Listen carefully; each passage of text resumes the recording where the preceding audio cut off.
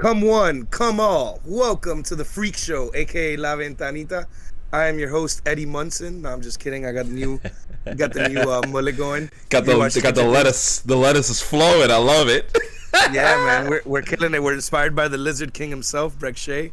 Also Sean Messick. Shout out to Messick. Always inspired me to get the mullet. It's playoff True. time, baby. We gotta show out. Playoff Playoff mullet. World Cup, man. The mullet. It's been coming, but yes. This is your host Wario 64 in a new hairstyle. Our co-host Akeem Kalypso, what's going on, bud? What's going on? My hair looks horrible. That's why it's hiding under this hat. So you're gonna have to rock all the hair for me today. That hat looks sick. I was gonna wear a hat today, and I was like, I can't hide this. No, you can't hide that. No, and we It's got looking. I was like, this is awesome, right here. You gotta show it off.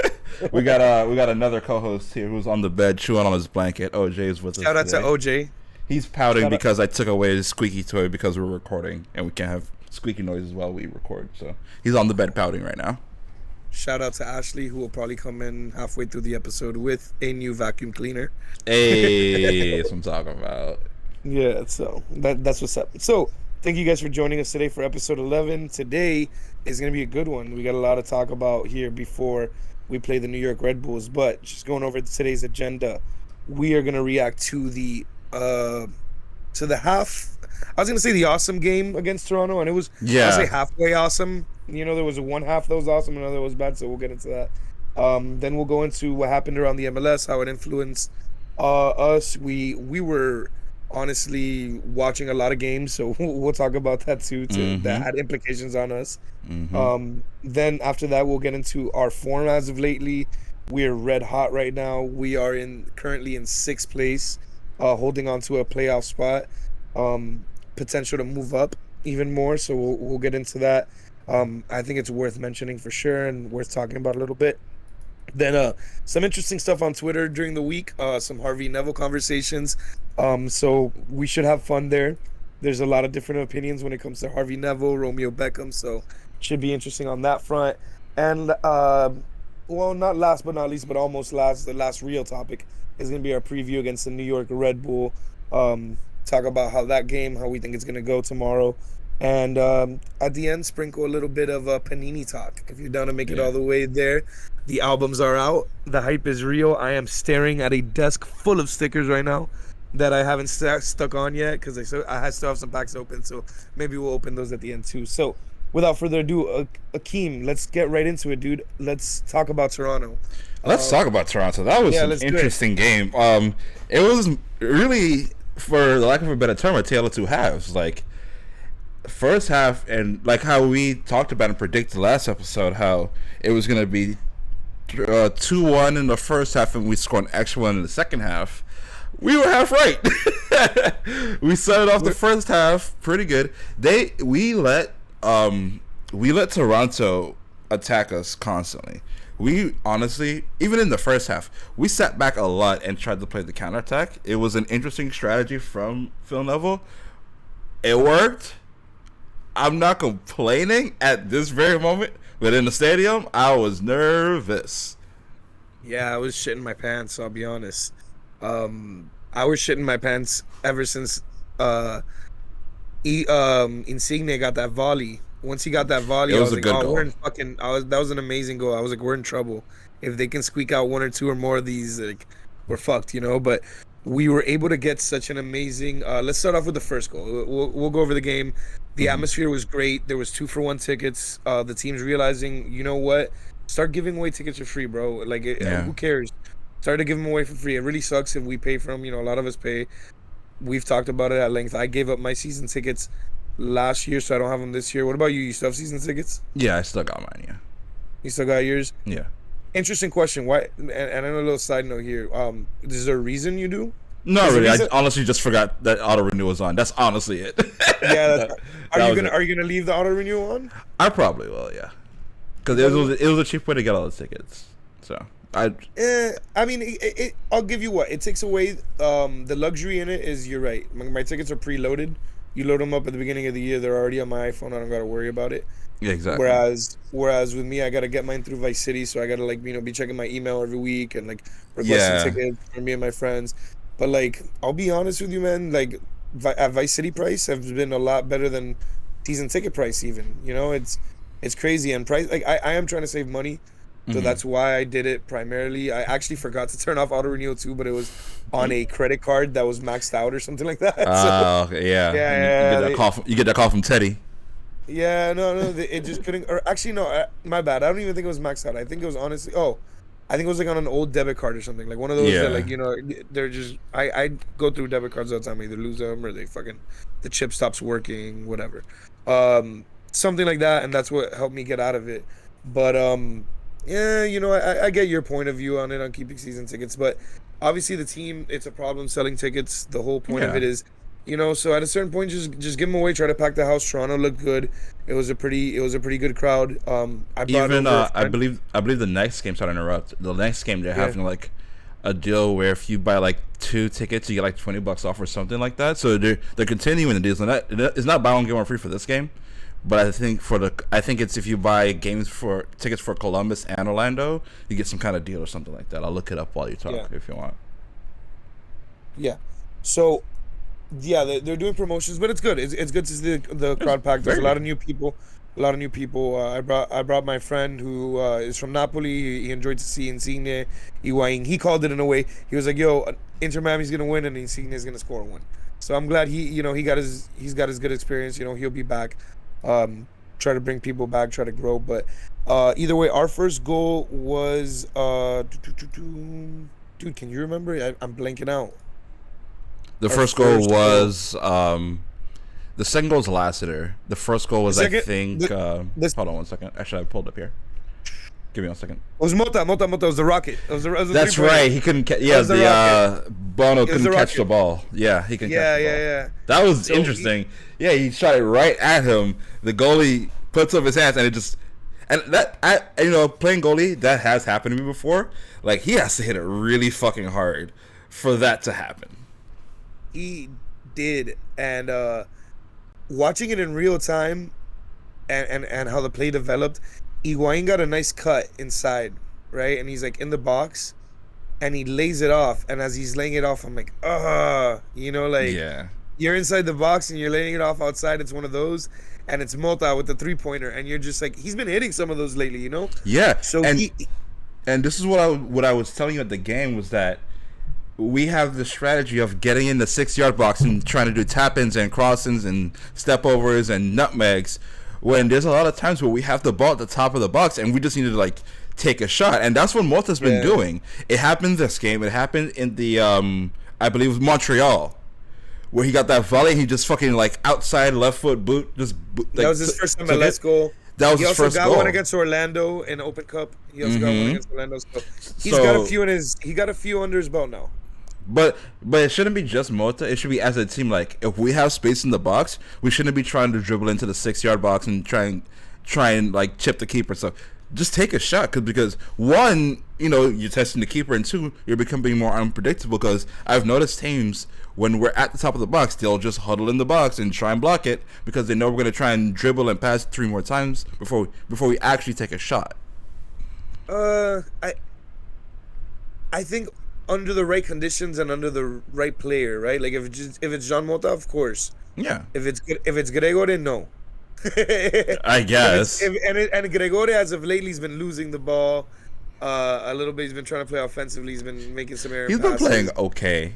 He's been playing okay. He's been playing good defensively, but I don't know. I kind of prefer to take it inside, even if it doesn't end up in a shot. Like, I feel like it's a higher percentage shot. You know what I mean? Mm-hmm. Like, we've seen Mota shoot how many of those, and he's probably at this point like at 15-20% or whatever, which is probably good for shots of that distance. I don't know how the metrics go, but it was definitely a good shot. It was on target. I'll take it all day from Jean Mota. But like I said, a different player, I'm not so sure. I'd rather create some more passes and see if you can find someone inside. And speaking of that, Toronto was carving us up.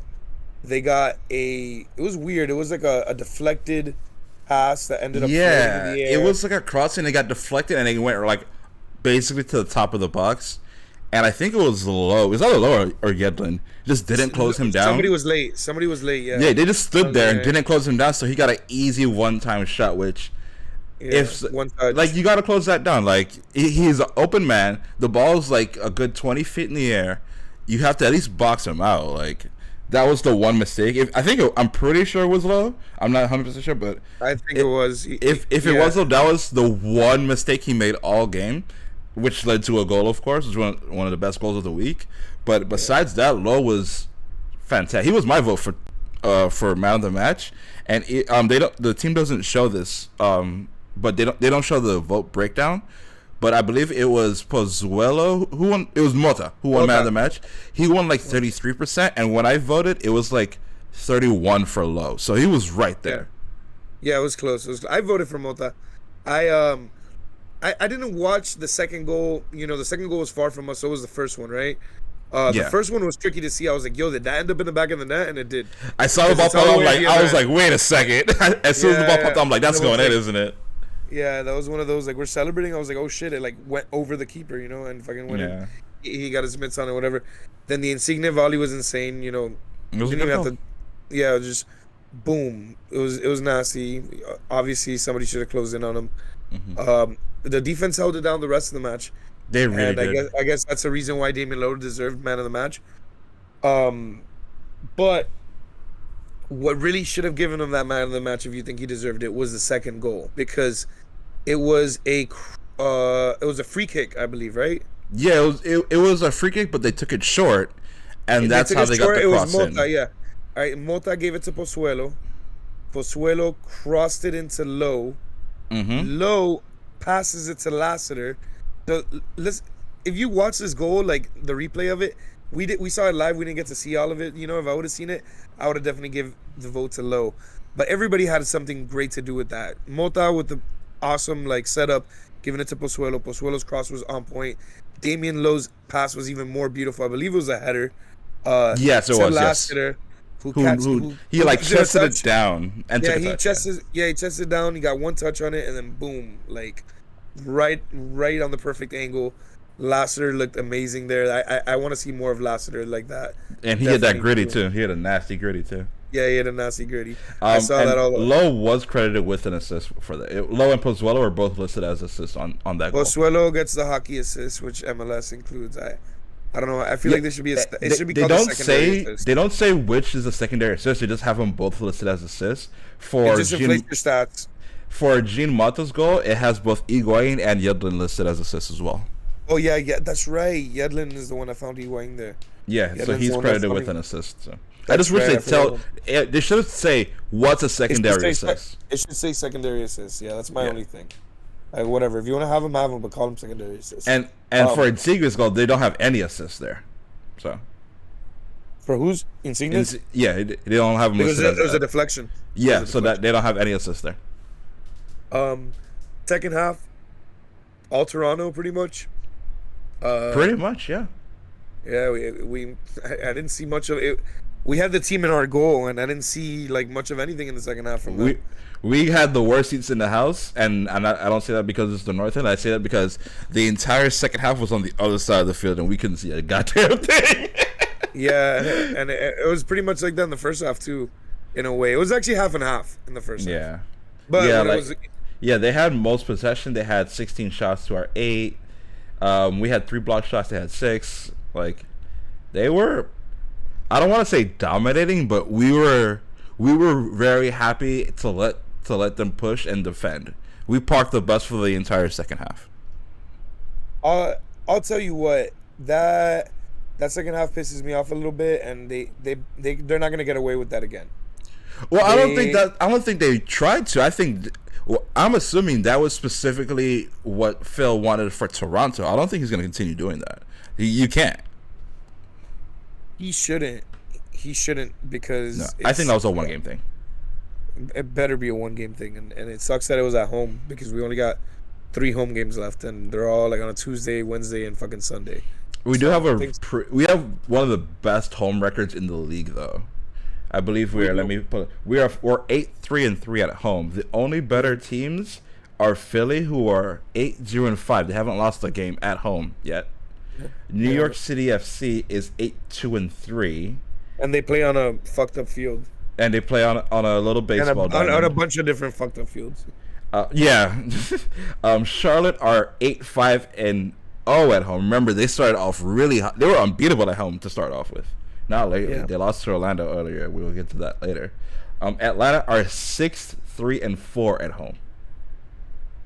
No, that's good and company. Toronto are 7-5-2 at home. Yeah, so most of those top teams have 8 wins. We have 8 wins at home. Yeah, so we're pretty good. We've been doing really good at home. Like you said, we have 3 games left against Columbus, Toronto, and Montreal is the last regular season game. We have to work on this away from the 2-7-3. That might bite us in the ass come decision day. The last away trip wasn't too bad. You played Montreal, and you played San Jose, and you were able to get away with it with 4 points. And that was good. We need to continue that. Yeah, we do, and it all starts with our next game. But before we get there, let's go around the MLS real quick. There was a lot of implications. So we pull out the win. It was definitely ugly. We hoped to see a more attacking Inter Miami, try to get that third goal like we predicted here. Would have been nice. If we went after it, I think we could have gotten it for sure. But whatever, we pull out the 3 points, and that saw us leaving the night at 5th, right? Yeah. Saw us leaving the night at 5th. At the time, yes. At the time, but there was a lot of teams playing on Sunday. There was a lot of games with implications. Those games, the ones with the most implications for us, was the Charlotte-Orlando match and the Columbus-Atlanta match. Yes. The Chicago match earlier against New York City was good, but you just wanted New York City to win, which they did. Keep Chicago down there, which they did.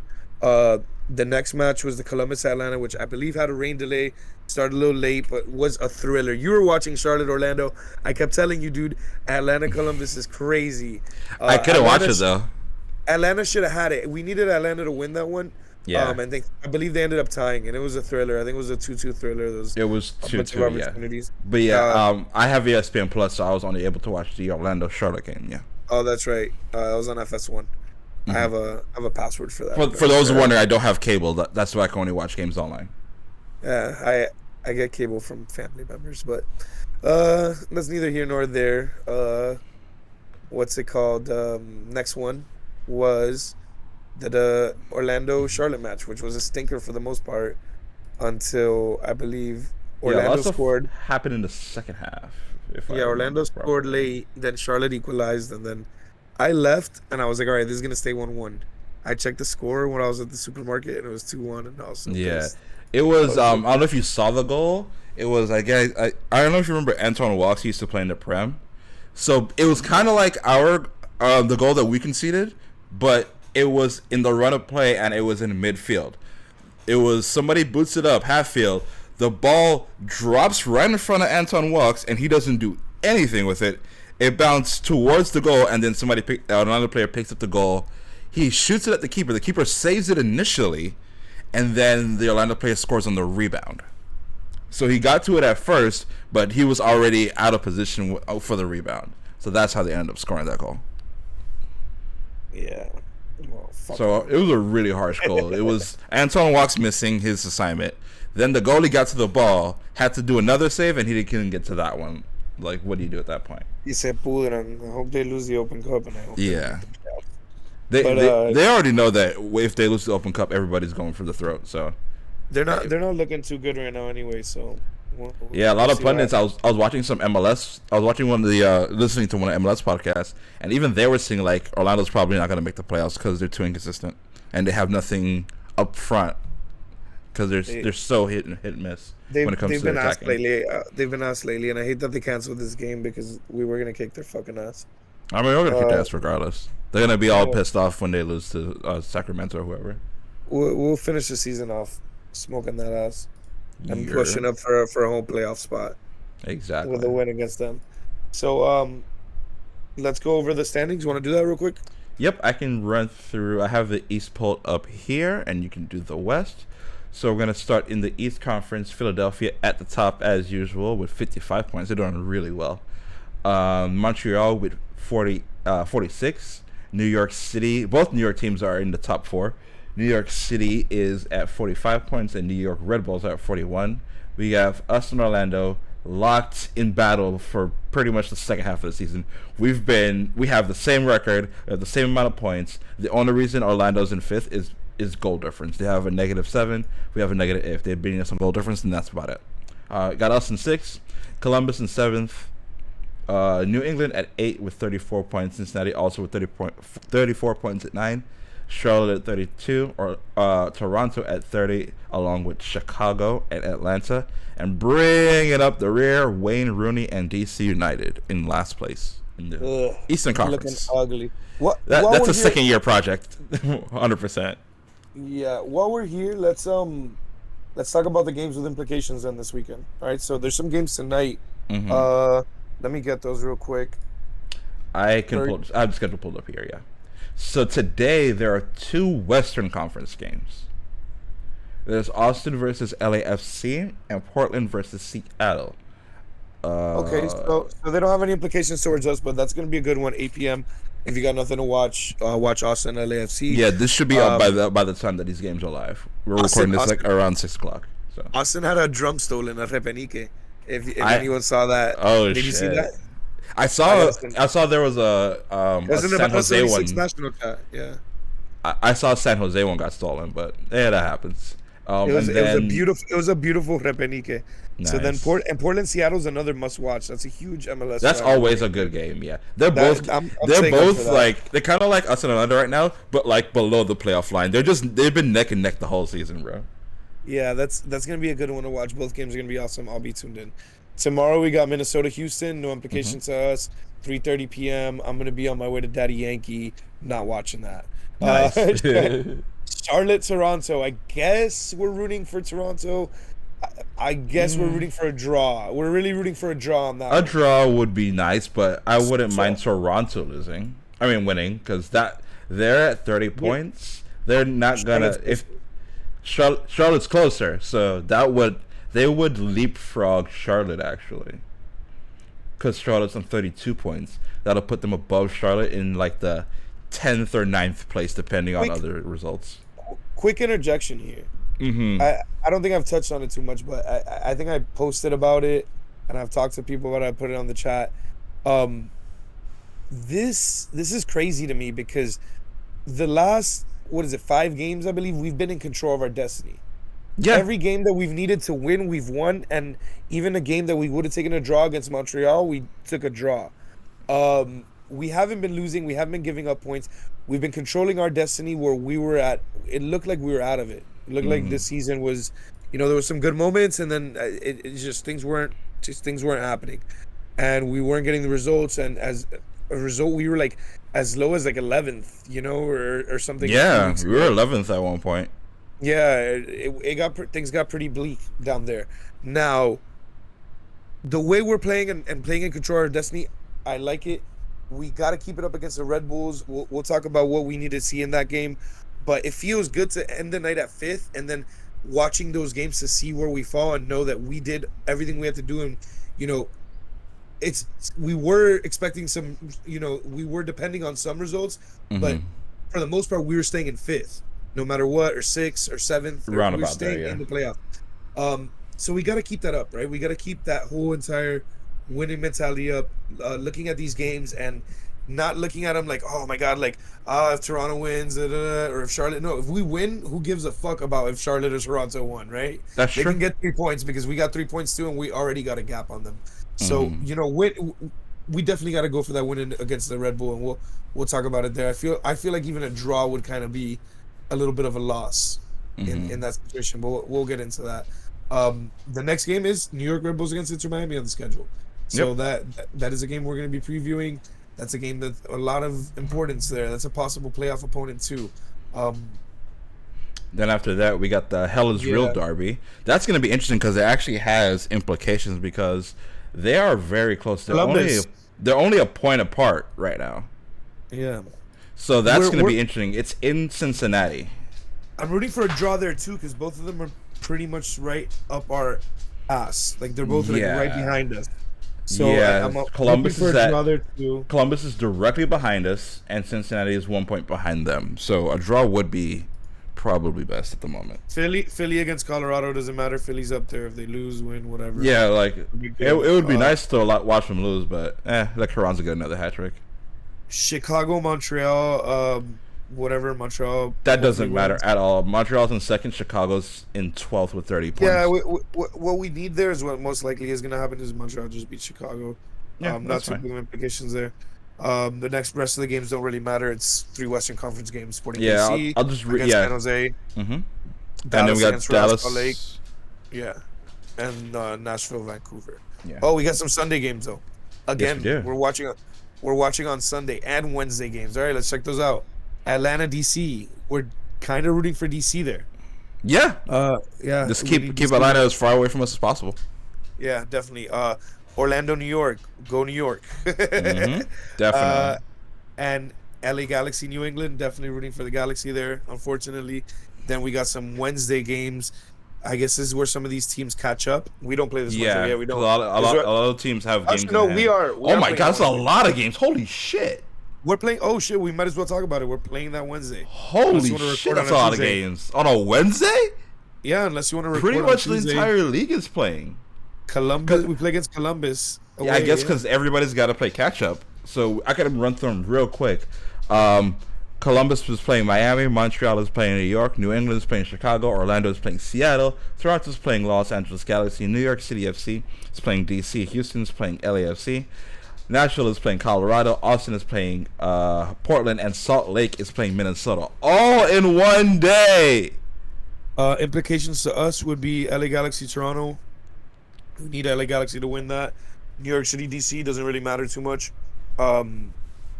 What else? Seattle needs to beat Orlando for us. Chicago, if they could beat New England, that would be great. Yeah. And then Atlanta, Philly can beat Atlanta. That's what we're depending on. Now, if actually, you know what? Montreal, New York Red Bulls, we need Montreal to beat New York because that's the other thing I wanted to talk to you. We have a chance to go up to 4th, dude. Maybe I don't know. I don't know if we can get with Montreal on 3rd. Or New York. Actually, New York's in 3rd now. Montreal's on 46. How much is NYCFC on? How many points do they have? It's 45. How many do we have? We have 36. New York Red Bulls have 41. So we're 5 points behind New York Red Bulls. Let's go for 4, bro. We can get 4. If we can get up to 4, that'd be great. Imagine that would help us a lot. We can catch up to that. Yeah. Dude, a home playoff game. Like, that would be amazing. We need to make that happen. So that's the goal. That's definitely the goal. I guess that's where we could transition here away from the around them less, and we can go into our form and this playoff spot we found ourselves in. Let's go for more. Let's get that home playoff spot, right? Absolutely. Like we were talking about earlier before we recorded, the MLS made a post of if the playoffs started today. So if the standings as of right now, we're recording this on Friday at around 6 p.m. right? If the playoffs would start right now, it would be, as usual, I'll do home team first. It would be Montreal versus Columbus. It would be us playing New York City FC in a baseball stadium, which is always fun. Then you would have the other New York teams, New York Red Bull playing Orlando, and then Philly with the bye. On the West, it would be Austin versus LA Galaxy, FC Dallas versus Nashville, and Minnesota versus Real Salt Lake, and then LAFC would have the bye, and at the moment the Supporters Shield. They've already actually qualified for the playoffs. LAFC has. Right? They've officially qualified for the playoffs. Yes. Yeah, they could lose the rest. They can lose every game at 6-0, and it wouldn't matter. Well, they would lose their own playoff game probably.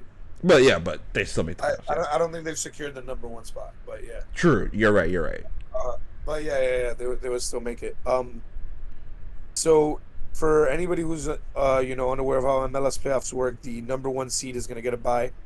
So that kind of works against the number 1 seed a lot of times. That happened last year. Yeah, it happens all the time.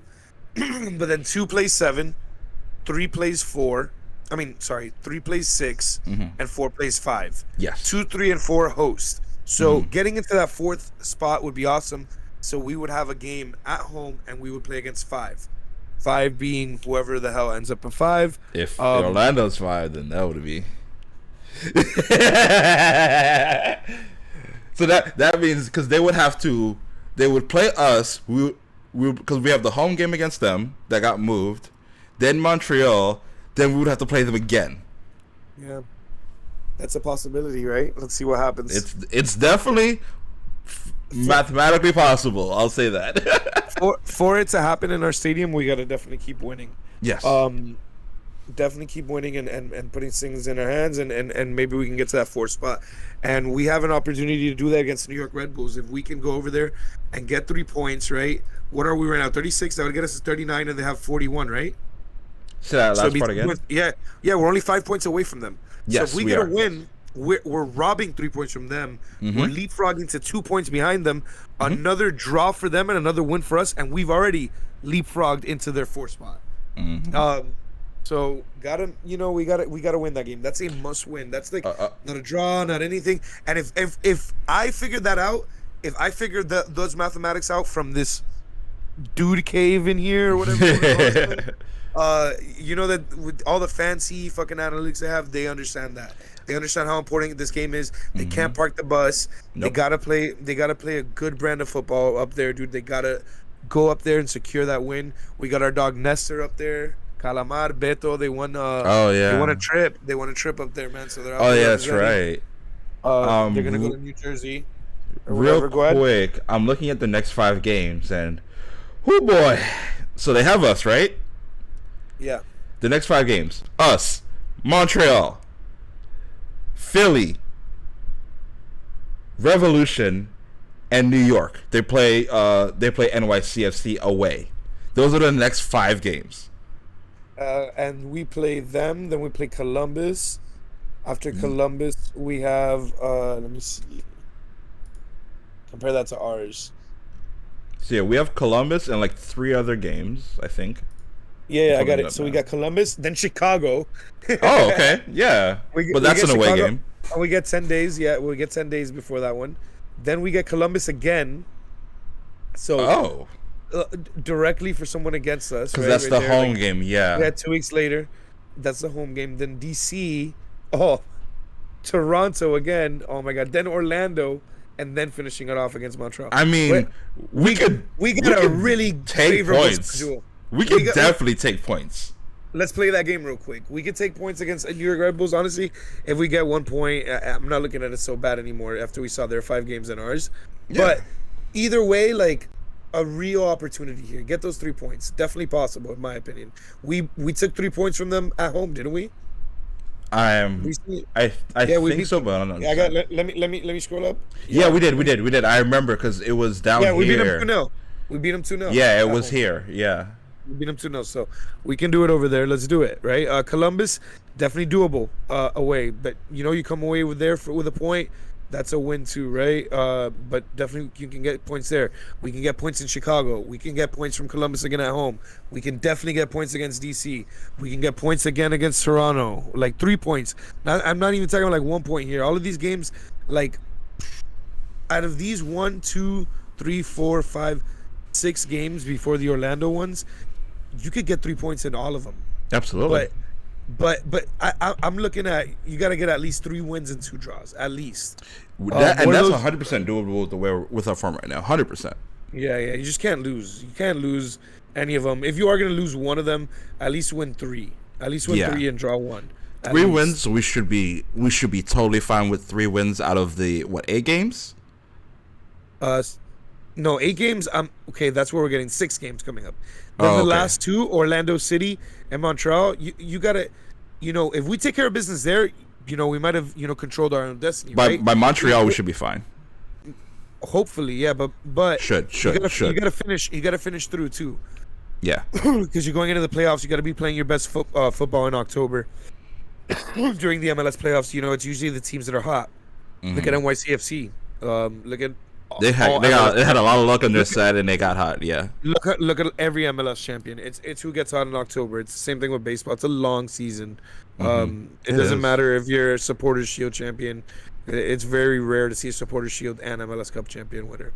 But who knows? Maybe we got the right formula. And I'll say it here, dude. It'd be crazy 3rd year winning MLS Cup, but it's definitely possible. It's not impossible. Yeah, definitely. Once we hit the playoffs, then anybody can win at that point. Because and I brought this up before, like what happened with Philadelphia, how they won Supporters Shield, they were looking hot, and then they got a huge outbreak of COVID, and that screwed them over. And then New York beat them and went on to win from there because they had an easier schedule. So you never know what might happen. Yeah, the MLS playoffs are crazy, and the only thing I would say is our defense. We got to work on that defense for sure. Mm-hmm. Can't make any signings at this point. I'm pretty sure rosters are secured. I mean, we kind of just did make a signing. Yeah. And we can talk about that. And it is a defensitive signing. It is Harvey Neville. It is Phil Neville's son. Oh, that's why everybody was mad. I'm kidding. Yeah, dude. But yeah, so we did sign Harvey Neville a couple of days ago. He was of course on our reserve team, so that's why it was so easy to sign him. And I believe the reason why they signed him specifically now is because they were waiting for his green card, so that he wouldn't take up an international slot. I'm not sure if he took Jairo Quintero's roster spot too, because he got rid of Jairo Quintero's recently as well. That's true, but I don't think so, because I think the international spot was the thing. Because I'm pretty sure he mentioned that they wanted to sign him earlier, but they were just waiting on that green card, and that was it. That was the only thing they were waiting for, is the green card. Because Neville got his green. Neville, like the coach, Phil Neville, he got his green card at the same time too. They both got the green cards. Okay, so Phil and Harvey, welcome to America. Welcome to America. We saw that duo at the Inter Miami CF2 game. It's a nice duo, right? It's a nice sight to see. Yeah. For me, to see a coach and his son, that's always been really cool since like the Ken Griffey days. The rumors of LeBron playing with his son eventually. Mm-hmm. Even people coaching with their sons.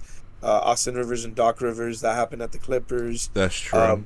It's a cool sight. To me, it's cool. If it's possible, why not? But it obviously attracts a lot of criticism online. It does. And all over sorts of places with nepotism. And I think it should. Because I feel. Go ahead with your saying. I feel different. I'll go real quick. I'll give my 2 cents. To me, I honestly don't give a shit if he's his son or not, as long as he can play. My whole thing was, and this is what I tweeted on the account earlier, and this was my whole. I really don't care that he's his son if he's good enough to play. My problem is that people immediately doing the zero, like the easy take of, it's nepotism.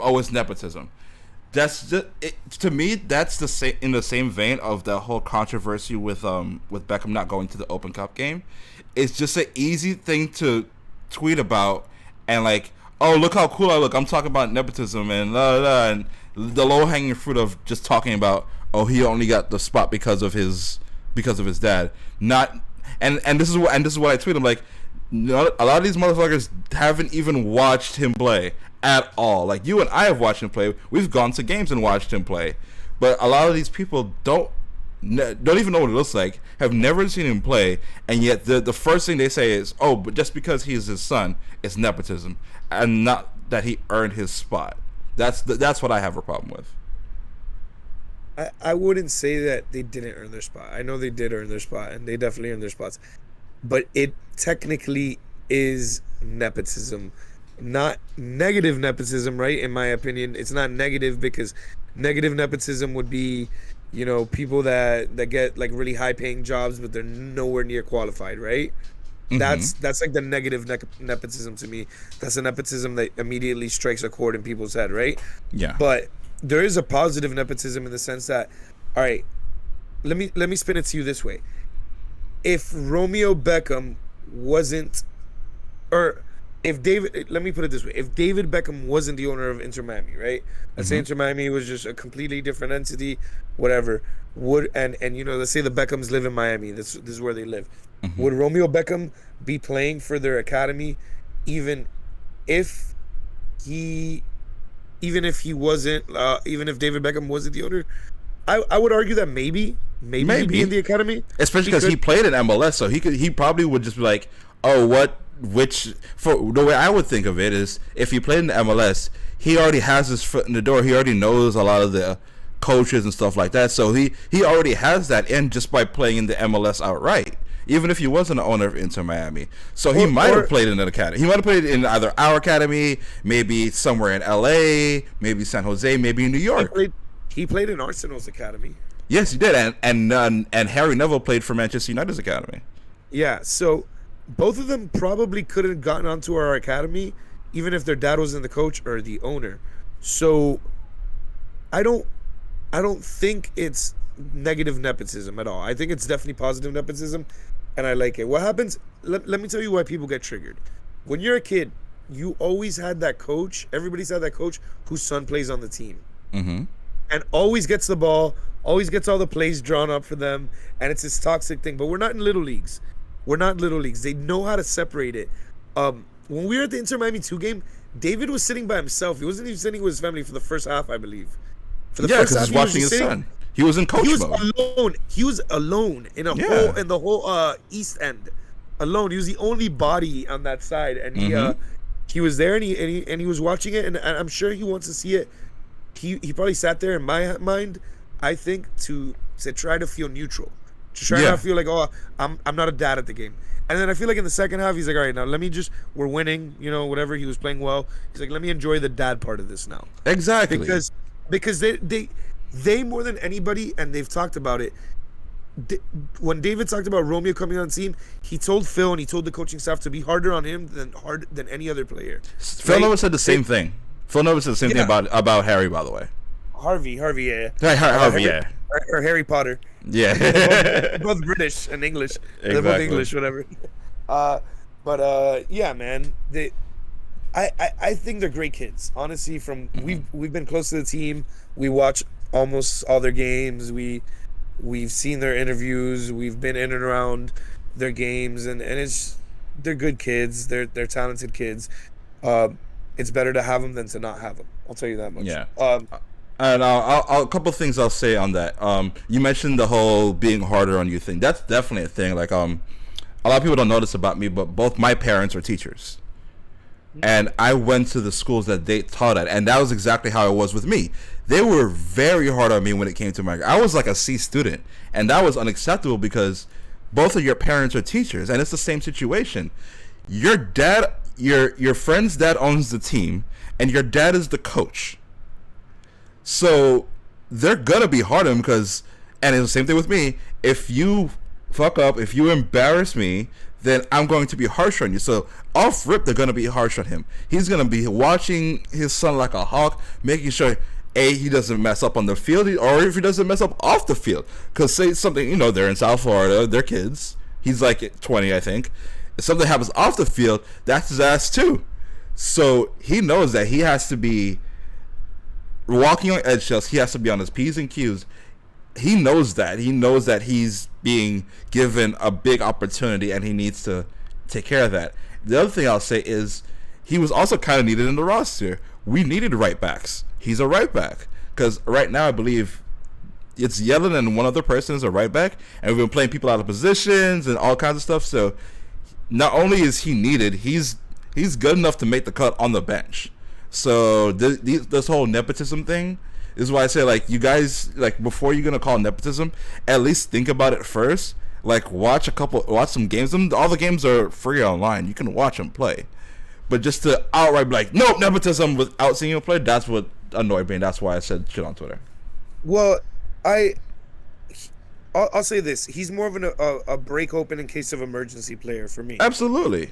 He's not gonna just like when they brought up Hundal. Sean Hundal, yes, as exactly. a 9, because we're thin at the 9 position.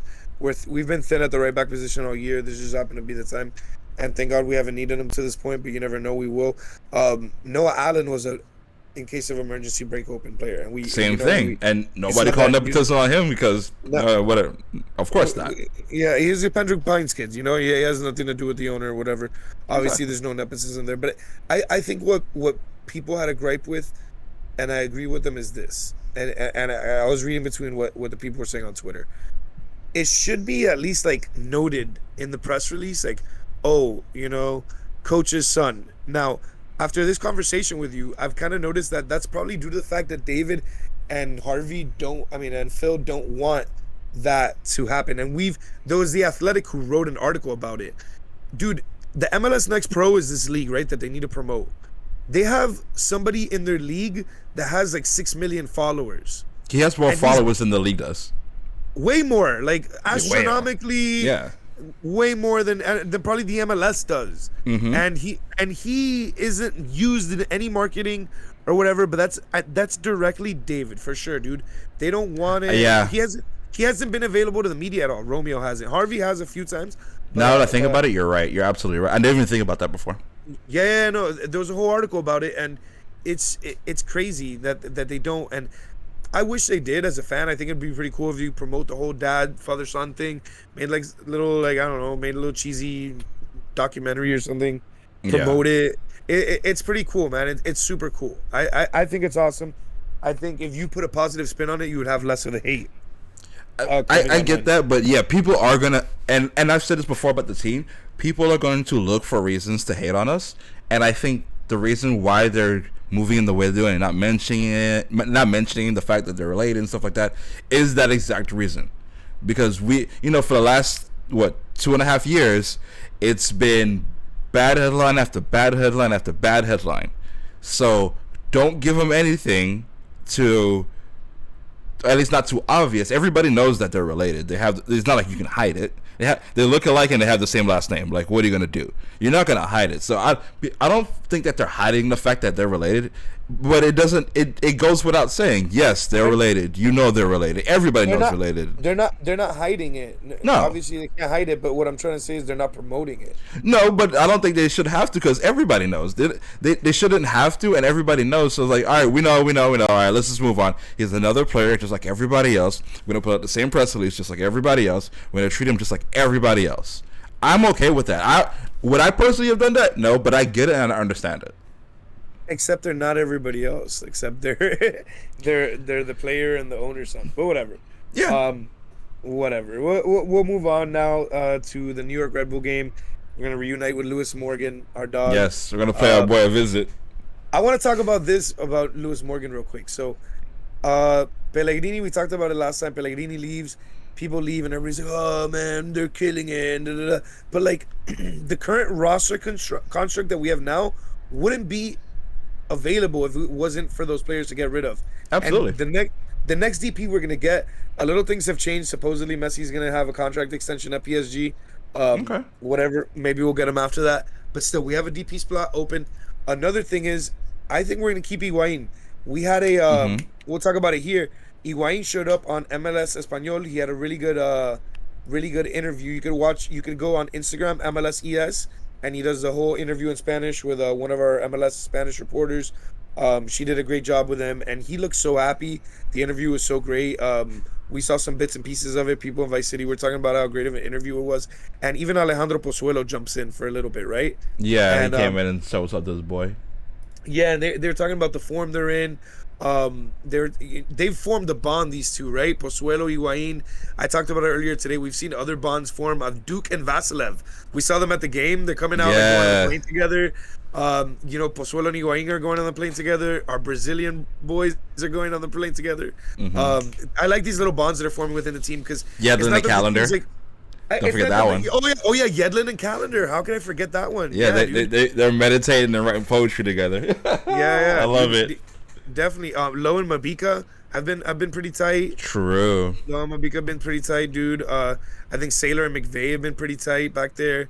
There's a lot of these little bonds forming, which is good because the team looks united. They all look happy to be with each other, and I like that they've all like buddied up. Everybody's got like a buddy, and I feel like that whole buddy system helps keep people accountable. Honestly, helps keep people motivated. It's almost like your little kid and you got your best friend at summer camp or something.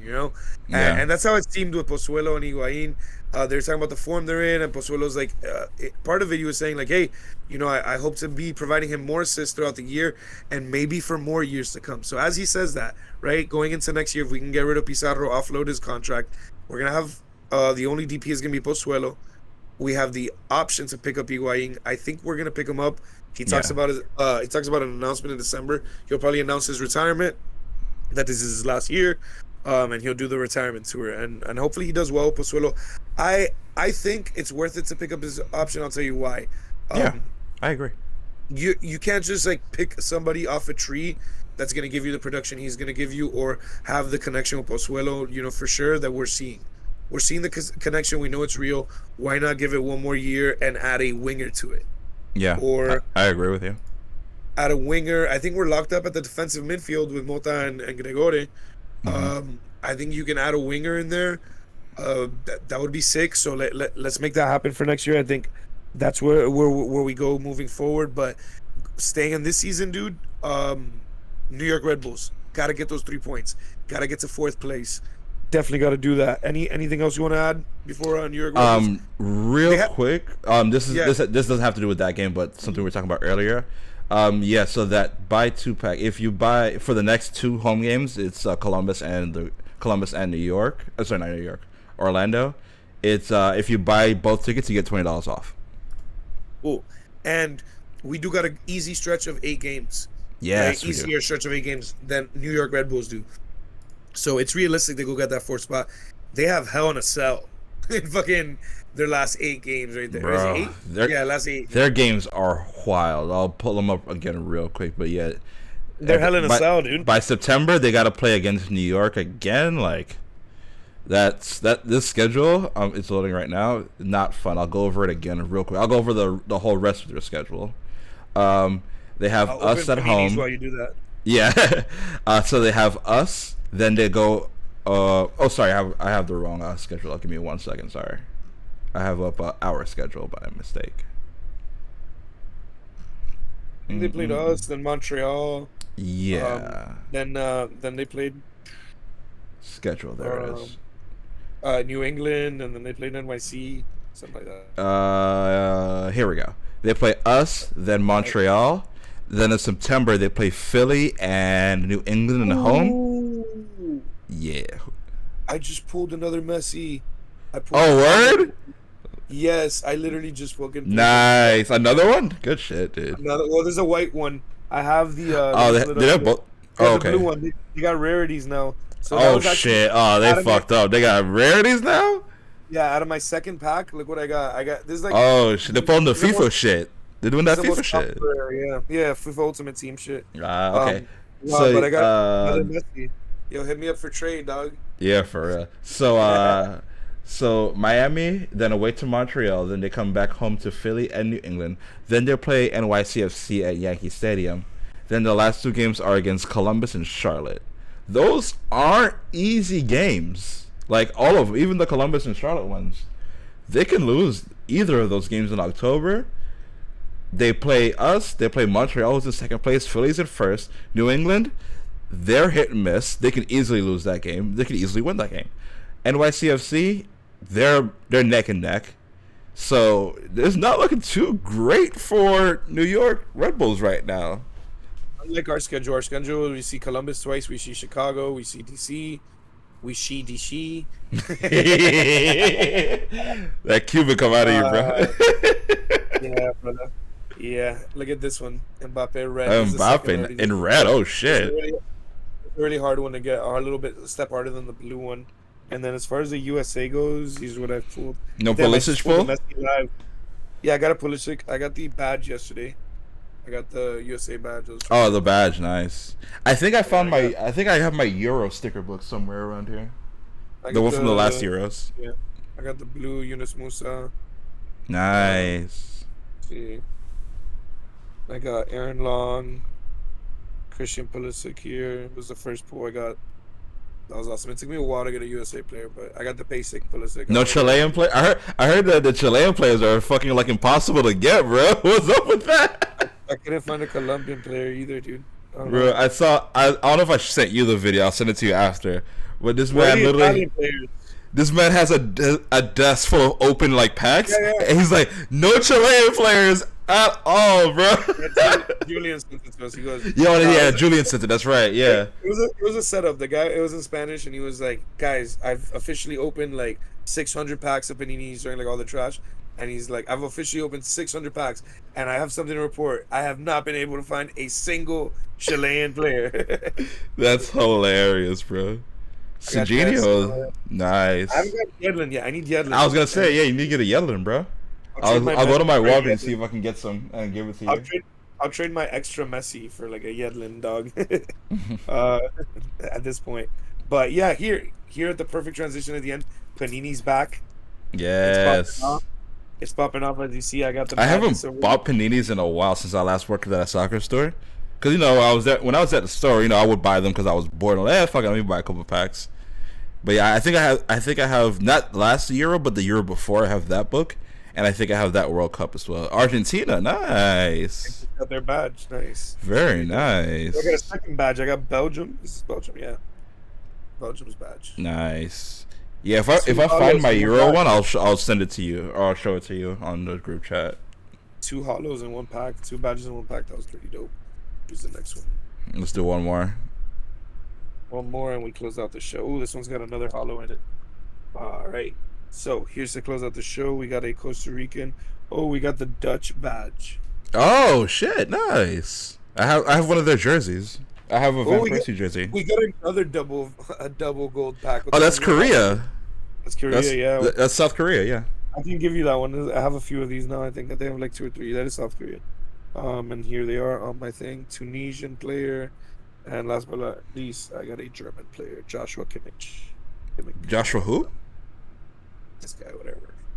I've never heard of him. Oh, Kimmich. I've heard that name before. I've heard Kimmich. I've heard that name. I've been keeping up with German players. Like, European soccer. Bundesliga is pretty good. Bundesliga is. I like it better than the Italian league, to be honest. It's a dope league to watch, definitely. Yeah. All right, guys. Well, thank you for joining on this edition of La Ventanita C.F. I appreciate the listens, the follows. If you've made it this far, let's trade some paninis. Yeah, let's get those paninis. Let's get this guy a walk because he's been being a whiny baby all day.